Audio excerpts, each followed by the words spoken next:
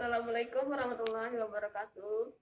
Saya Mia Yuriani, NIM 19 10 10 10 13 dan Nana Aziza Utami 19 10 10 10 14. Di sini kami akan menjelaskan isi makalah kami yang berjudul Hibah Perspektif Hukum dan Undang-Undang. Di sini saya akan menjelaskan pengertian hibah dan banyaknya hibah. Yang pertama, pengertian hibah.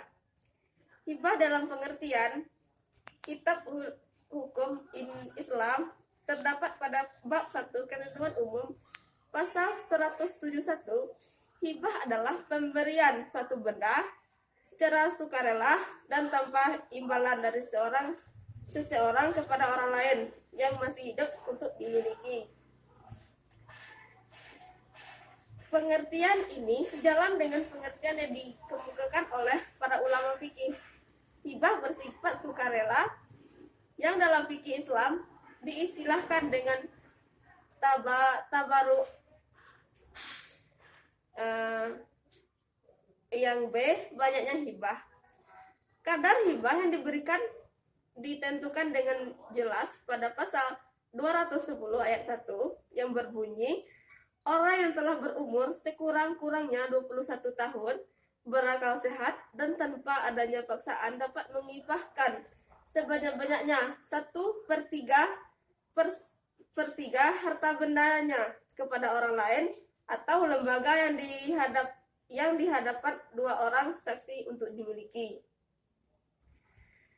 Barang siapa yang sanggup bersabar atas kemiskinan dan kekurangan harta, maka tidak ada halangan baginya untuk menyedekahkan sebagian besar atas semua hartanya.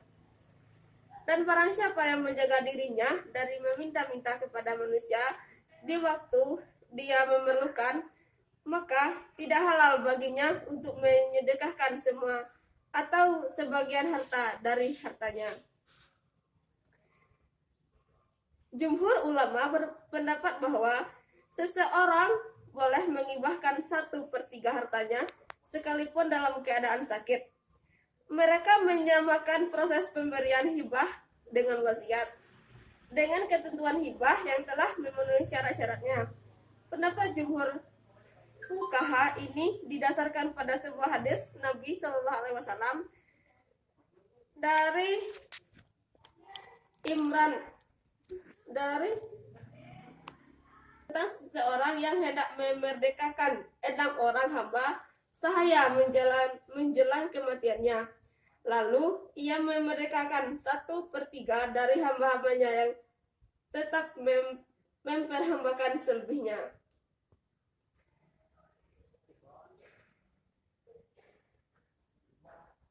Ketentuan 1/3 dalam menghibahkan harta benda kepada orang lain dalam fikih Islam tidak diterangkan. Dalam kitab-kitab klasik tidak ditemukan ketentuan 1/3. Akan tetapi dalam kitab-kitab fikih kontemporer ditentukan ketentuan 1/3.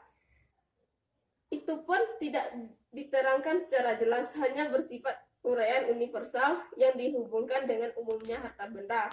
Terdapat dua macam pendapat. Yang pertama, mengkiaskan hibah dengan wasiat. Alasannya karena wasiat berkaitan dengan harta dan berupa pemberian secara sukarela, maka banyaknya hibah sama dengan wasiat tidak boleh melebihi 1/3. Pendapat ini didukung oleh jumhur ulama. Pendapat yang kedua mengutamakan kemaslahatan harta benda, bahwa menyedekahkan harta seluruhnya atau melebihi 1/3 itu berdampak pada kemaslahatan penghibah, termasuk ahli warisnya, baik dalam kehidupan ekonomi maupun hak-hak ahli waris yang dapat berakibat negatif dalam berlangsungnya kehidupan selanjutnya. Hibah 1/3 dalam fikih Islam hasil dari pendapat ulama tersebut dalam KHI dituangkan secara tertulis dan jelas dalam KHI pasal 210 ayat 1, sehingga ketentuan tersebut sama dengan wasiat, bahwa hibah sebanyak-banyaknya 1/3. Selanjutnya dijelaskan oleh Saudari Nana. Assalamualaikum warahmatullahi wabarakatuh.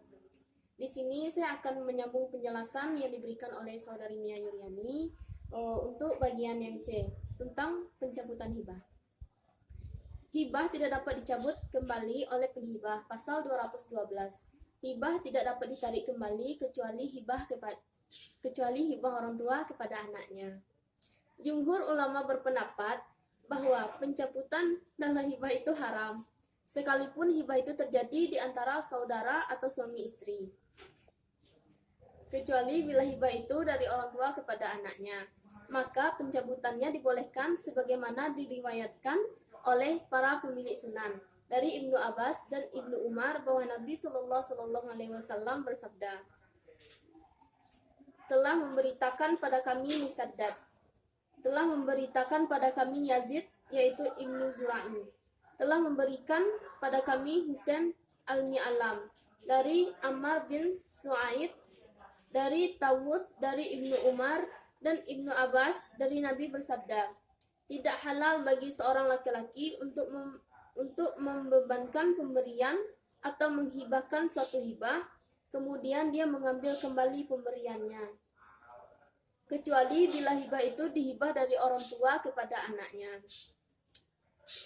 Perumpamaan bagi orang yang membebankan suatu pemberian kemudian dia dirujuk di dalamnya, menarik kembali pemberiannya, maka dia itu bagaikan anjing yang makan, lalu setelah anjing kenyang ia muntah, kemudian ia memakan muntahnya kembali. Hadis di atas telah jelas sekali menunjukkan haramnya menarik kembali hibah yang telah diberikan kepada orang lain, kecuali hibah yang diberikan orang tua kepada anaknya.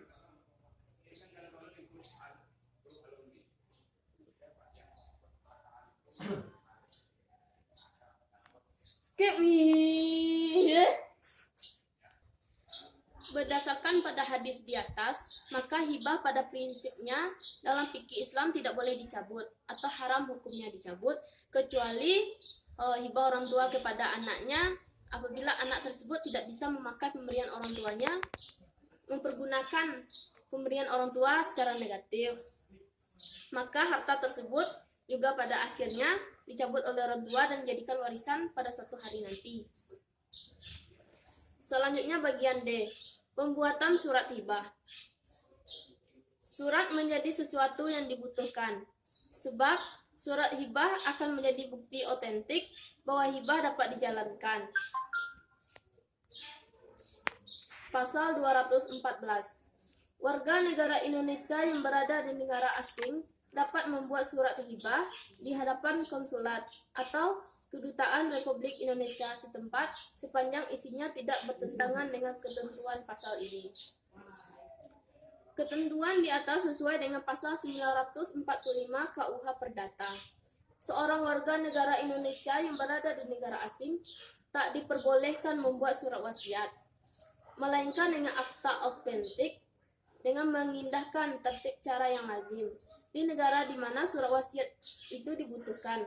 Sementara itu berhaklah dengan surat di bawah tangan mengambil suatu ketetapan atas dasar dengan cara seperti teratur dalam pasal 935. Demikianlah penjelasan dari kelompok kami. Jika ada kesalahan kami mohon maaf. Saya akhiri dengan wassalamualaikum warahmatullahi wabarakatuh.